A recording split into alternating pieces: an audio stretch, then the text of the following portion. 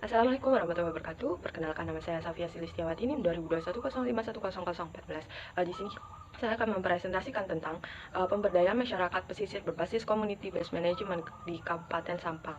Masuk pada pemahaman konsep. Yang pertama, kebijakan.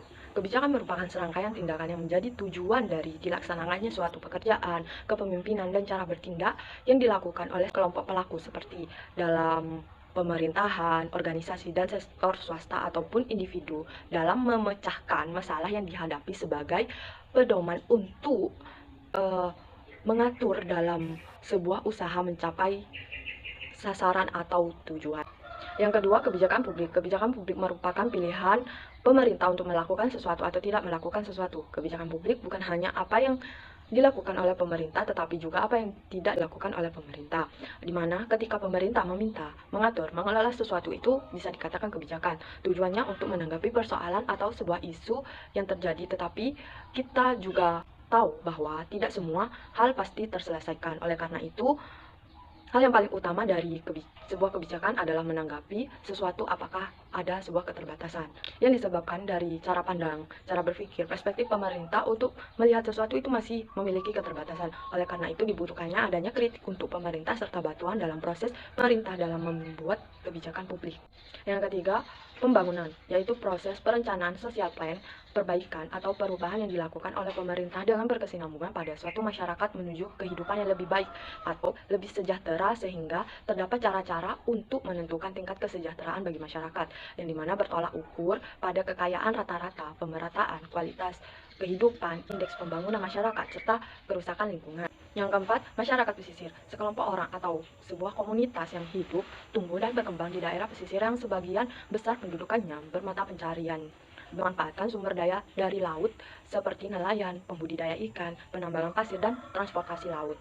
Yang kelima, pembangunan keberlanjutan, yaitu sebuah proses pengoptimalan pembangunan dari sumber daya alam dan sumber daya manusia secara berkelanjutan, selaras dengan aktivitas manusia sesuai kemampuan dari sumber daya alam yang menopang dalam suatu ruang wilayah daratan, lautan, dan udara sebagai satu kesatuan. Masuk pada model-model pembuatan kebijakan publik menurut Yeazel-Dror. Yang pertama, pure rationality model, di mana bahwa kebijakan publik harus dibuat tepat-tepatnya dikarenakan memusatkan perhatiannya pada pengembangan pola pembuatan keputusan yang ideal secara universal. Yang kedua, economically rational model, di mana model ini menekankan pada pembuatan kebijakan publik yang paling ekonomis dan paling efisien. Yang ketiga, sequential decision model. Model ini memusatkan perhatiannya pada pembuatan eksperimen dalam rangka menentukan berbagai macam alternatif sehingga dapat dibuat suatu kebijaksanaan yang paling efektif. Yang keempat, incremental model, di mana model ini mengarahkan agar kebijakan yang lama dipakai sebagai dasar untuk membuat kebijakan yang baru dengan sifat modifikasi. Yang kelima, satisfying phasing model. Model ini didasarkan atas teori kepuasan dari Herbert A. Simon yang pendekatannya dipusatkan pada proses pemilihan alternatif kebijakan pertama yang paling memuaskan dengan tanpa bersusah payah menilai alternatif yang lain. Yang keenam, extra rational model, di mana model ini didasarkan atas proses pembuatan keputusan yang sangat rasional dengan membuat metode pembuatan keputusan yang paling optimal. Yang ketujuh, optimal model, di mana model ini yang interintegratif yang memusatkan perhatiannya pada pengidentifikasian nilai-nilai kegunaan praktis dari pada hasil sekedar menyelesaikan masalah. Yang ketujuh, kebijakan masyarakat pesisir. Kebijakan yang dibuat untuk masyarakat pesisir, yaitu di mana masyarakat pesisir yang masih memiliki sifat pasif atau menerima apa adanya. Apalagi kegiatannya adalah bersifat bantuan dana, maka diperlukan adanya sebuah kebijakan untuk dapat mengidentifikasi permasalahan dan sebuah strategi serta pemecahan masalah konflik antar stakeholders dalam pengelolaan wilayah pesisir dan pemberdayaan masyarakat nelayan. Strategi kebijakan yang diusulkan sebagai perumusan kebijakan baru dengan meningkatkan kemampuan keterampilan dalam penangkapan dan pembudidaya ikan serta konservasi bagi para masyarakat pesisir.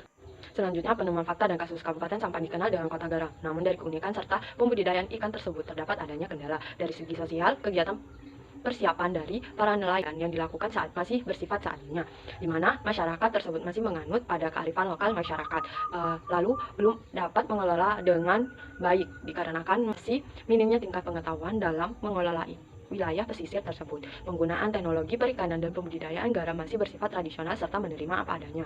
Oleh karena itu diperlukan adanya sebuah kebijakan dari pemerintah guna untuk meningkatkan pemberdayaan masyarakat pesisir baik dari segi peningkatan kreativitas masyarakat, meningkatkan kualitas produk, pemberian bantuan serta pengetahuan tentang pemasaran yang diberikan di mana pemasaran serta promosi dilakukan di media sosial atau secara online, serta adanya pembinaan melalui tahap pandangan dalam meningkatkan kualitas produk. Masuk pada tabel observasi karakteristik pemberdayaan masyarakat pesisir di Kabupaten Sampang. Yang pertama, minimnya tingkat pengetahuan masyarakat pesisir masih menerima apa adanya dan masih menganut kearifan lokal. Kebijakan pembangunan berkelanjutan dalam hal ini, Dinas Perikanan Kabupaten Sampang melakukan tahap peningkatan kreativitas terhadap para petani tambak serta pembudidaya ikan melalui pelatihan dan pembinaan yang bertujuan untuk meningkatkan kualitas garam hasil panen agar dapat lebih baik serta hasil produksi garam dan ikan secara kuantitas jumlahnya akan meningkat.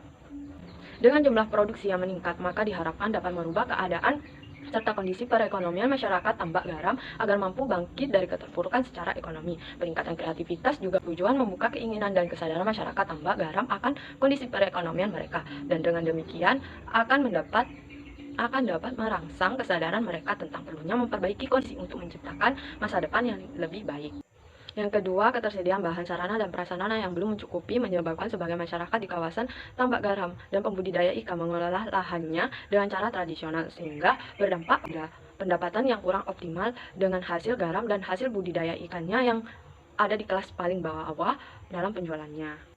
Dalam hal ini, Dinas Perikanan Kabupaten Sampang melakukan tahap kemudahan akses modal dan pemasaran yang ditunjukkan langsung pada pengusaha dan masyarakat yang berada di pesisir pantai melalui adanya bantuan modal yang diberikan dalam bentuk kelompok atau dibentuk koperasi yang anggotanya dari para petani garam yang mengerjakan tambak-tambak garam pada saat musim kemarau, serta didukungnya penyuluhan pengetahuan tentang pemasaran yang diberikan pun sudah melalui teknologi di mana pemasaran dan promosi dilakukan di media sosial atau secara online. Hal ini memudahkan para petani tambak garam dan budidaya ikan yang dapat melakukan penjualan secara langsung kepada pabrik atau perusahaan yang membutuhkan garam secara langsung tanpa melalui perantara atau calo. Yang terakhir, pengelolaan yang belum terpadu oleh masyarakat pesisir dalam meningkatkan kemampuan masyarakat dalam aspirasi menuju masyarakat berkembang. Dalam hal ini, Dinas Perikanan Kabupaten Sampang melakukan tahap pendampingan melalui pembinaan terhadap masyarakat, meningkatkan kualitas produk, serta meningkatkan kemampuan masyarakat tambak garam, khususnya yang memiliki tambak dan para pekerja pembudidaya ikan. Dinas Perikanan Kabupaten Sampang juga membantu dan mempromosikan atau memperkenalkan hasil garam petani tambak ikan dengan menampung aspirasi mereka memiliki hasil usaha garam yang nantinya akan digabung pada program 1000 Wirausaha Muda. Hal ini bertujuan untuk memperkenalkan hasil produktivitas para pengusaha muda Kabupaten Sampang kepada masyarakat luar dan dapat menarik minat konsumen terhadap garam yang memiliki kekhasan dan cita rasa berbeda antara garam di Kabupaten Sampang dan di daerah lainnya. Berdasarkan pembahasan di atas dapat disimpulkan bahwa dalam peningkatan pemberdayaan masyarakat pesisir berbasis Community Based Management Kabupaten Sampang memiliki karakteristik pengambilan kebijakan dan contoh kebijakan pembangunan keberlanjutan di mana sebelum masyarakat pesisir Kabupaten Sampang masih memiliki kendala seperti minimnya tingkat pengetahuan masyarakat, ketersediaan bahan, sarana dan prasarana yang belum mencukupi, serta pengelolaan sumber daya laut oleh masyarakat pesisir yang belum terpadu. Oleh karena itu, melihat permasalahan-permasalahan yang terjadi, pemerintah Dinas Kelautan Kabupaten Sampang memberikan kebijakan pembangunan berkelanjutan, yaitu dengan meningkatkan pemberdayaan masyarakat pesisir menuju yang lebih baik, seperti melakukan tahap peningkatan kreativitas terhadap para petani tambak serta pembudidaya ikan melalui pelatihan dan pembinaan, melakukan tahap kemudahan akses modal dan pemasaran yang ditunjukkan langsung pada pengusaha dan masyarakat yang ada di pesisir pantai, serta melakukan tahapan pendampingan melalui pembinaan terhadap masyarakat. Sekian dari saya. Wassalamualaikum warahmatullahi wabarakatuh.